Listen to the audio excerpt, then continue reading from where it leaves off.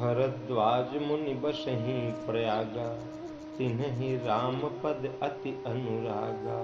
तापस समदम दया निधाना, परमारथ पथ परम सुजाना। भरद्वाज मुनि प्रयाग में बसते हैं। उनका प्रभु श्री राम जी के चरणों में अत्यंत स्नेह था। वे बड़े तपस्वी, निगृहीत चित्त, जितेंद्रिय, दया के निधान और परमार्थ के मार्ग के बड़े ही चतुर हैं। परमार्थ के मार्ग में चतुर हैं। चतुराई दो प्रकार की होती है। एक होती है जो समाज में चतुरता होती है। अरे जितना धोखाधड़ी करके दूसरे का हड़प लो, वही सबसे बड़ा चतुर है। किंतु गोस्वामी तुलसीदास जी कहते हैं कि चतुराई चूल्हे पड़े, घूरे पड़े अचार। तुलसी राम भजन बिनु, चारों वर्ण चमार। वो चतुराई चूल्हे में पड़ जाए, घूर गड्ढे में फेंक दो। आपके आचार विचार सदाचार जो है वो सब घूर के गड्ढे में फेंक दो। कब? जब तुलसी राम भजन बिनु, चारों वर्ण चमार। यदि आपके हृदय में, आपके अंतःकरण में प्रभु श्री राम के प्रति श्रद्धा नहीं है, प्रेम नहीं है, उनका भजन आप नहीं कर रहे हो, तो आप किसी भी वर्ण के हो, चाहे ठाकुर साहब हो, चाहे पांडे जी हो, चाहे जो हो, वो सब चमारों की श्रेणी में आते हैं। केवल चमड़ी के पोषक हैं बस, और कुछ नहीं। इस चमड़ी की देखभाल करने वाले हैं। कौन सा चमड़ी बढ़िया, कौन सा चमड़ी खराब, बस यही उसी में उलझे हुए हैं। वो चमारों की श्रेणी में है। यदि आपका मन प्रभु के चरणों में अनुरक्त नहीं है, तो यही महर्षि भरद्वाज इसी में चतुर थे। भगवान के भजन में उनका मन लगा हुआ था। इस मार्ग के वे बड़े ही कुशल थे, बड़े चतुर थे, विशेषज्ञ थे भगवत पद के। और माघ मकर गत रवि जब होई, तीरथ पति ही आव सब कोई। देव दनुज किन्नर नर श्रेणी, सादर मज्जहि सकल है त्रिवेणी।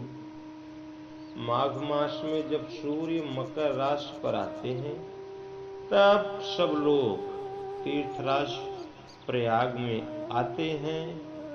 देवता, दैत्य, किन्नर और मनुष्यों के समूह सभी लोग आदर पूर्वक त्रिवेणी में स्नान करते हैं। तो और पूजे ही माधव पद जल जाता, परसि अखय बटुहर सही गाता। भरद्वाज आश्रम अति पावन, परम रम्य मुनि बर मन भावन। श्रीवेणी माधव जी के चरण कमलों को पूजते हैं और अक्षय वट का स्पर्श कर उनके शरीर पुलकित होते हैं। भरद्वाज जी का आश्रम बहुत ही पवित्र है, बहुत परम रमणीय और श्रेष्ठ मुनियों के मन को भाने वाला है। वास्तव में जो भजन में अनुरक्त हैं, जिनकी मन सहित इंद्रियां मौन हैं, तो वही मुनि होते हैं। उनका मन इस कोलाहल में नहीं लगता, शांत एकांत में ही लगता है। जहाँ भजनानंदी रहते हैं वहीं उनका निवास होता है। तहाँ होई मुनि ऋषय समाजा, जाहिज मज्जन तीरथ राजा। मज्जहि प्रात समेत उछाहा, कहीं परस्पर हरि गुण गाहा। जो भी तीर्थराज प्रयाग में स्नान करने जाते हैं, उन सभी ऋषि मुनियों का समाज भरद्वाज जी के आश्रम में सब लोग जुटते हैं। सुबह होती है, सब बड़े ही उत्साह से स्नान करते हैं और फिर परस्पर भगवान के गुणों की कथाएं कहते हैं। तो ब्रह्म निरूपण धर्म विधि बरनहि तत्व विभाग, कहीं भगति भगवंत कहे संयुत ज्ञान विराग। ब्रह्म का निरूपण, धर्म का विधान और तत्वों के विभाग का वर्णन करते हैं तथा ज्ञान वैराग्य से युक्त भगवान की भक्ति का कथन करते हैं। तो यही प्रकार भरी माघ नहाही, पुनि सब निज निज आश्रम जाही। प्रति संवत अति होई आनंदा, मकर मज्ज गव नहीं मुनि वृंदा। इसी प्रकार से हर वर्ष माघ में महीने भर सब लोग स्नान करते हैं, फिर सब अपने अपने आश्रमों को चले जाते हैं। हर साल वहां इसी तरह बड़ा आनंद होता है। पूरा मास भर भगवान का भजन, भगवान का चिंतन, भगवान का गुणानुवाद यही होते रहता है। मकर भर सभी ऋषि मुनिगण वहां स्नान करते हैं, फिर अपने अपने आश्रम को जाते हैं। किंतु एक बार भरी मकर नहाए, सब मुनि आश्रमन सिखाए। जाग बलिक मुनि परम विवेकी, भरद्वाज राखे पद टेकी। एक बार पूरे मकर भर स्नान करके सब मुनिगण, सभी मुनीश्वर अपने अपने आश्रमों को लौट गए। परम ज्ञानी थे याज्ञवल्क्य जी। भरद्वाज जी ने उनको प्रणाम किया और अपने आश्रम में रोक लिया। तो सादर चरण सरोज पखारे, अति पुनीत आश्रमन बिठारे। आदर पूर्वक उनके चरण कमल धोए और बड़े ही पवित्र आसन पर उन्हें बिठाया।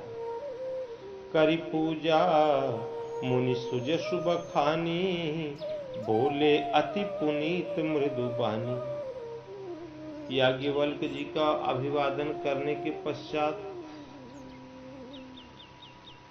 मुनि याज्ञवल्क्य जी के सुयश का वर्णन किया और फिर अत्यंत पवित्र और कोमल वाणी से मुनिवर भरद्वाज जी ने कहा कि नाथ एक संशय बड़ मोरी, करगत वेद तत्व सब तोरे।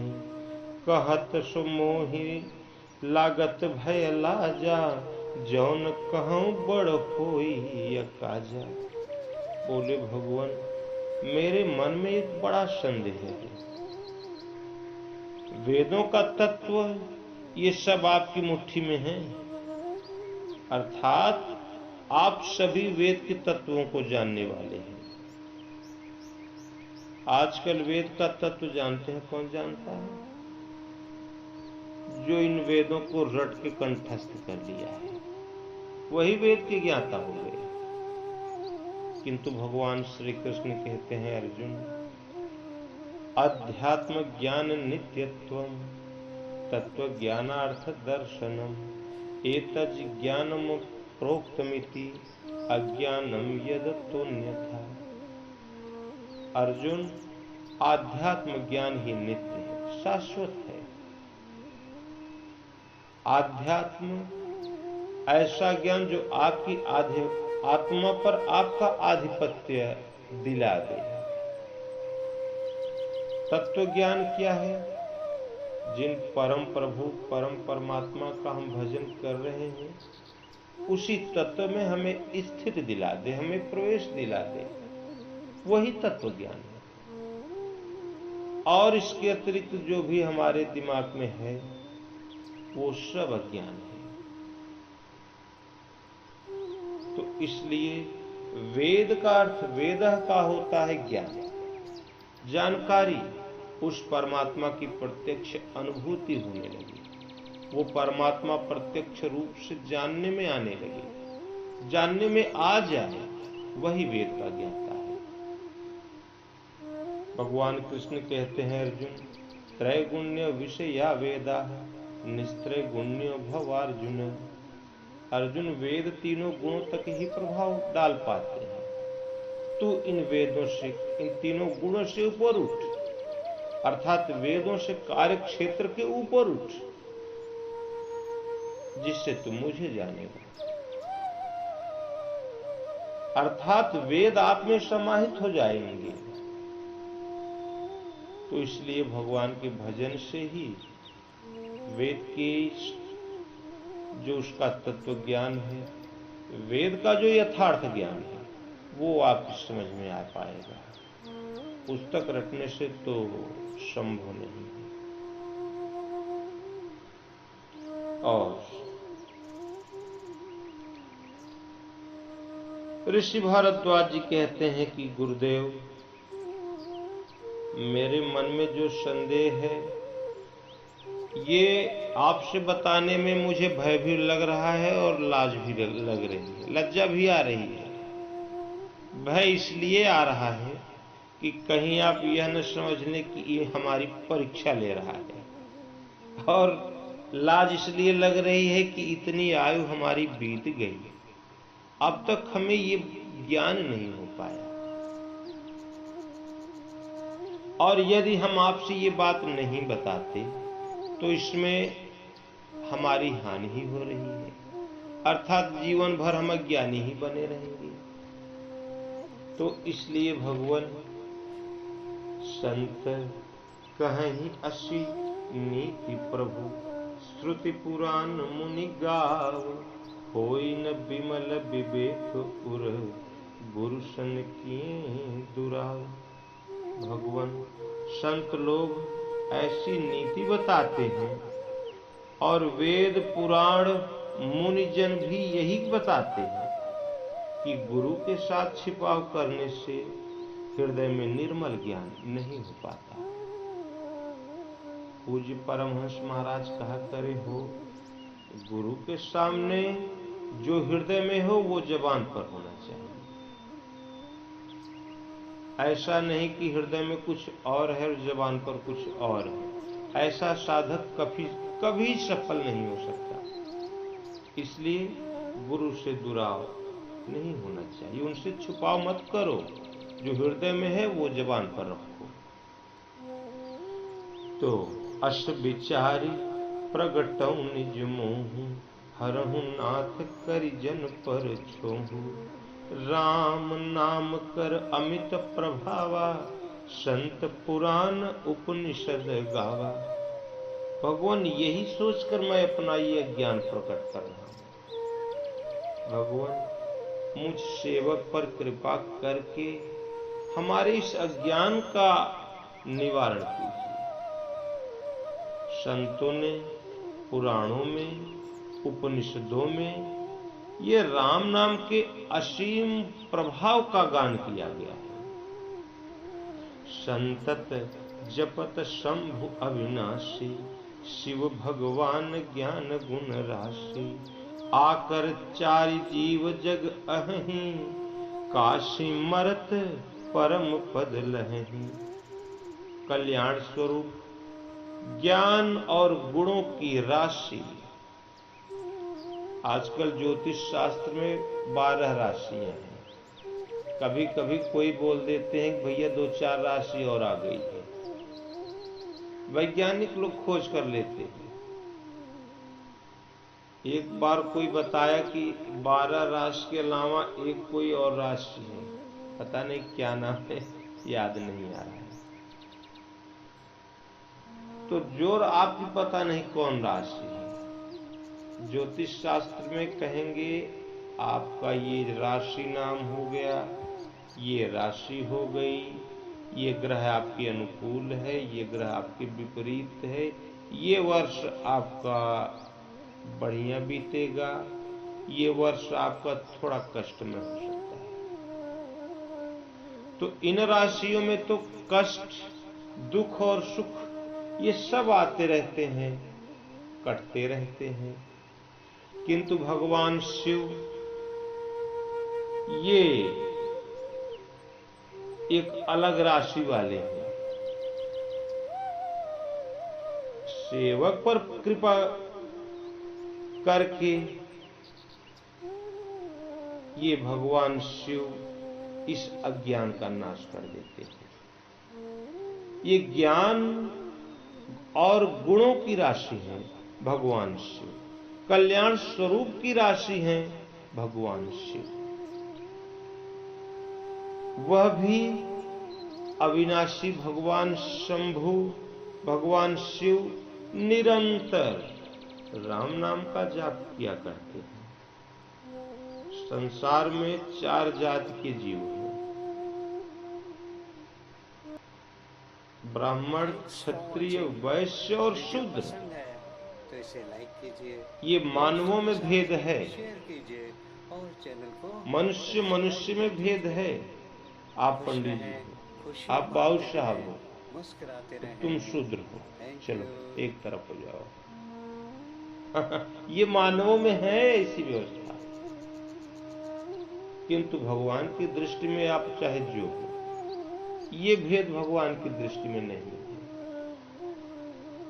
भगवान कहते हैं कि आकर 4 जीव जग अहि, काशी मरत परम पद लहि।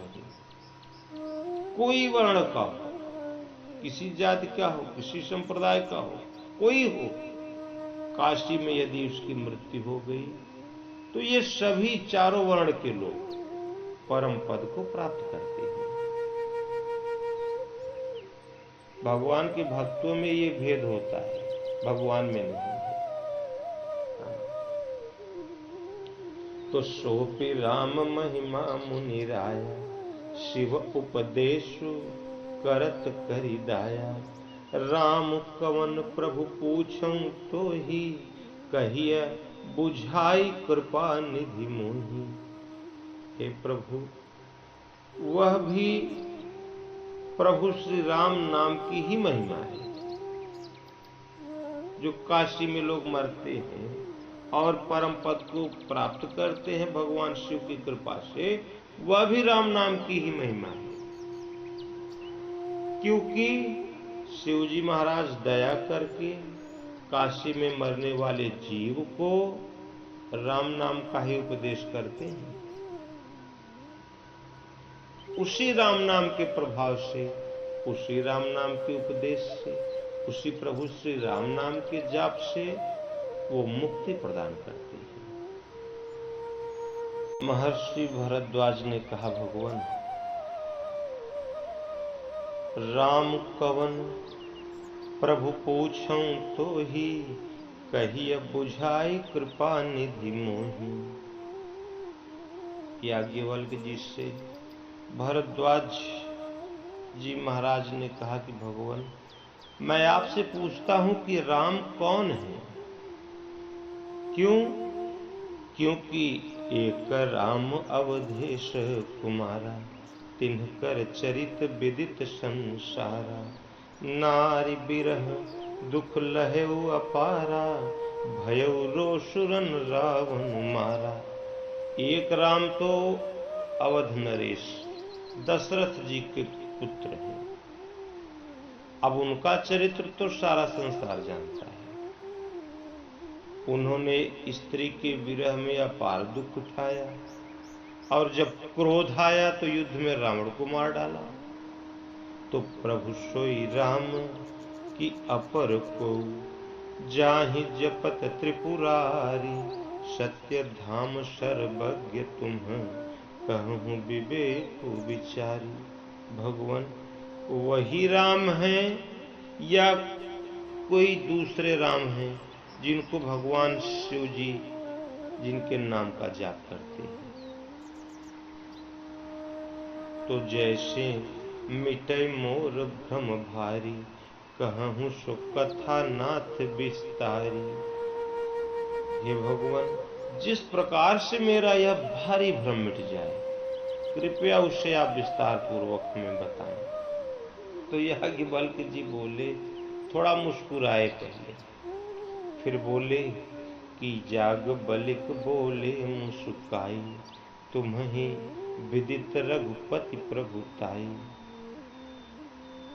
याज्ञवल्क्य जी बोले कि श्री रघुनाथ जी की प्रभुता को तो तुम जानते हो। राम भगत तुम मन क्रम बानी, चतुराई तुम्हारी मैं जानी। तुम मन वचन और कर्म से प्रभु श्री राम जी के भक्त हो। अनन्य भाव से भगवान के चरणों में तुम्हारा मन अनुरक्त है, भगवान के चरणों में तुम्हारा प्रेम है। किंतु ये तुम जो चतुराई कर रहे हो, इससे मैं जानता हूं। चाहूं सुनय राम गुण गूढ़ा, कीन्हु प्रश्न मनहु अति मूढ़ा। तुम भगवान श्री राम जी के रहस्यमय गुणों को सुनना चाहते हो, इसी से तुमने ऐसा प्रश्न मुझसे किया हो। और प्रश्न भी इस प्रकार से किया है महोदय, जैसे तुम बड़े मूढ़ हो, कुछ जानते ही नहीं। तो जब प्रश्न कर ही दिया है तो तात सुनहु सादर मनु लाई, कहूं राम कई कथा सुहाई। जब तुमने प्रश्न कर दिया है तो आदर पूर्वक मन लगाकर अब सुनो, मैं प्रभु श्री राम जी की सुंदर कथा कहता हूं। महामोह महिषेषु विशाला, राम कथा कालिका कराला। ये जो तुम्हारे मन में ये बड़ा भारी अज्ञान जो बैठा हुआ है, ये बड़ा भारी महिषासुर है, ये जो तुम्हारा ज्ञान है। और प्रभु श्री रघुनाथ जी की कथा, प्रभु श्री राम जी की कथा, ये उसे नष्ट कर देने वाली भयंकर काली जी के स्वरूप में है। अर्थात ये जो तुम्हारा ज्ञान है ना, ये महिषासुर है। और मैं जो कथा कहने जा रहा हूं,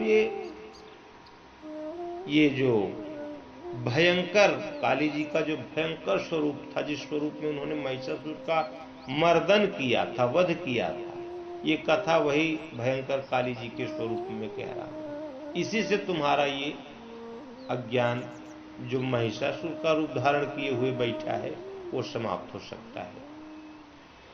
तो राम कथा शशि किरण समाना, संत चकोर करहि जेहि पाना। प्रभु श्री राम जी की कथा चंद्रमा की किरणों के समान है, जिसे संत रूपी चकोर सदा पान करते रहते हैं। ऐसे ही संशय कीन्ह भवानी, महादेव तब कहा बखानी। जैसे तुमने प्रश्न किया है ना, इसी प्रकार एक बार माता सती को संदेह हो गया था, पार्वती जी को संदेह हो गया था। ऐसे ही संशय कीन भवानी, माता पार्वती जी को ऐसा ही संदेह हुआ था। तब भगवान शिव ने विस्तार से उनका उत्तर दिया। कहूं सुमति अनुहार, अब उमा शंभु संवाद। भयउ समय जेहि हेतु जेहि, सुन मुनि मिटहि विषाद। अब भैया हम बहुत विस्तार आदि अंत तो कोई जान ही नहीं सका। भगवान की सभी कितना विस्तार है वो तो कोई जान ही नहीं सका। लेकिन हमारी बुद्धि जितनी है, जितना हमारे पास बुद्धि विवेक ज्ञान है, उसी के अनुसार वही उमा और भगवान शिव के संवाद को मैं तुमसे कहता हूं। वह जिस समय और जिस कारण से हुआ, उसे पहले आप सुनो, जिससे तुम्हारा ये जो विषाद है, तुम्हारे हृदय में जो ये ग्लानि बनी हुई है, ये मिट जाए। तो एक बार त्रेता जुग माही, शंभु गए कुंभज ऋषि पाही। संग सती जग जननी भवानी, पूजे ऋषि अखिलेश्वर जानी। एक बार त्रेता युग में भगवान शिव अगस्त्य ऋषि के आश्रम में गए। भगवान शिव के साथ जगत जननी भवानी सती भी थी। अब जिनके आश्रम में स्वयं भगवान शिव आ जाएं, भला उनके हृदय में कितना हर्ष होगा, इसे कोई व्यक्त कर सकता है क्या? बड़े प्रसन्न हुए अगस्त्य ऋषि और उन संपूर्ण जगत के ईश्वर को खूब मन से उन प्रभु का पूजन किया। राम कथा मुनि बरज बखानी, सुनी महेश परम सुख मानी। मुनिवर अगस्त्य जी ने राम कथा विस्तार से कही। अब राम कथा सुनने के लिए तो भगवान शिव वहां गए थे अगस्त्य ऋषि के आश्रम में। तो अब जब भगवान ने कथा सुन रहे भैया, तो जितना हमारे पास जो जितने गुण हैं वो सब हम लगा देंगे भगवान को, ताकि हमारी कथा अच्छी लगे। तो जितना कुछ अगस्त्य ऋषि के पास था सब बुद्धि, विवेक, भाव, वैराग्य, सम, दम, धारणा, जो भी उनके पास था सब लगा दिया भगवान की कथा कहने में। और भगवान शिव प्रसन्न भी हो गए। तो मुनिवर अगस्त्य जी ने राम कथा विस्तार से कहा, कहीं छोड़ा नहीं, पूरा विस्तार से कहना शुरू कर दिया। अब उसमें इतना विरह, इतना वैराग्य भगवान को दिखा अगस्त्य ऋषि के हृदय में कि उन्हें भी बड़ा सुख प्राप्त हुआ उनकी कथा को सुनकर। फिर ऋषि पूछी हरि भगति सुहाई, कही शंभु अधिकारी पाई। फिर उसके बाद जो ऋषि अगस्त्य जी थे उन्होंने भगवान शिव से सुंदर हरि भक्ति पूछी, भगवान की भक्ति करने की विधि पूछी। और भगवान शिव जी ने अगस्त्य ऋषि को अधिकारी पाकर उस रहस्य का उद्घाटन किया, भक्ति का निरूपण किया। वास्तव में रामचरितमानस सब नहीं समझ सकते। यह चरित्र जानहि मुनि ज्ञानी, जिन्हि रघुवीर चरण रति मानी। इस चरित्र को तो ये पढ़ डालो ऐसे थोड़े होगा, इसको मुनि लोग जानते हैं जिनकी मन सहित इंद्रियां मौन है। ज्ञानी लोग जानते हैं जो उन परम तत्व में प्रवेश पा चुके हैं। ये सबके क्षेत्र की वस्तु नहीं है। ये वो जानते हैं जिनका प्रभु श्री राम के चरणों में अत्यंत स्नेह हो, अत्यंत प्रेम हो, वही इसको जान सकते हैं। ये रामचरितमानस सबके समझ की वस्तु, सबकी समझ से परे है, सब नहीं समझ सकते इसको। जैसे आज समाज में अधिकारी हो गए, कोई बड़े अधिकारी हो गए तो कोई छोटे अधिकारी हैं, उसी तरह भगवत पथ में भी है भैया। इसमें भी अधिकारी और अनाधिकारी हैं। अधिकारी वो है जिनका भगवान के चरणों में अनुराग हो, प्रेम हो, वैराग्य हो, भगवान श्री राम के नाम के जाप में जो लगे हुए हैं वही अधिकारी है। और जिनका भगवान में प्रेम नहीं है तो यह न कहिए सठ ही हट शीलहि, जो मन लाई न सुन हरि लीलहि। जो सठ हो, यह न कहिए सठ ही हठ शीलहि, जो भगवान के प्रति जिसका भाव श्रद्धा न हो उसके प्रति भी नहीं कहना चाहिए।